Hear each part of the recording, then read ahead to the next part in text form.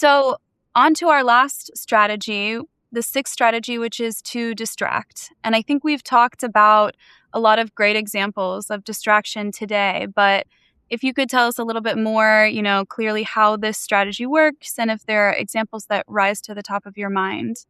This strategy really looks at how gender and gender-related controversies are leveraged to stir outrage and to divert attention from ineffective or unpopular policies, from corruption, from the plundering of public resources. And this is both a political strategy, but it's also a cultural one. So politically, it allows authoritarians to consolidate their power while the public is so consumed with this perceived threat, or they are too distracted to notice, or they're too polarized to care.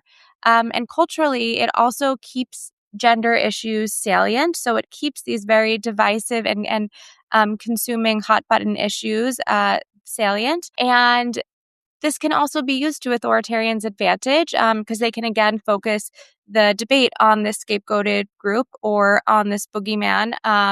And again, this just reinforces the distraction technique. And so we have seen this in a few different instances. One example of a distraction campaign is how amid rising cost of living, uncontrolled inflation, and just a terrible economy, President Erdogan made it the year of the family in Turkey, and folks were claiming that this was used to distract from the abysmal economy and also from increasing femicides that were happening in the midst of Turkey withdrawing from the Istanbul Convention, which protects women from domestic violence, and also used to distract from really unpopular policies. And so we see it playing out in a number of instances, but it is a really effective distraction technique. And in many ways, using this as a distraction technique reinforces a lot of the other strategies that we were talking about earlier. It keeps the threat very salient.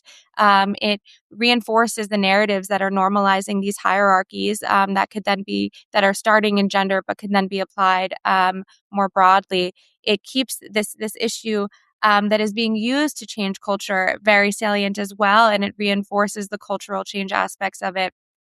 And it has these impacts as well in terms of dividing society and keeping society divided along these constructed us-them lines where, again, authoritarians are claiming this common sense position. And again, it reinforces the symbolic glue that is being used to hold together this motley crew of allies that would never otherwise be working together.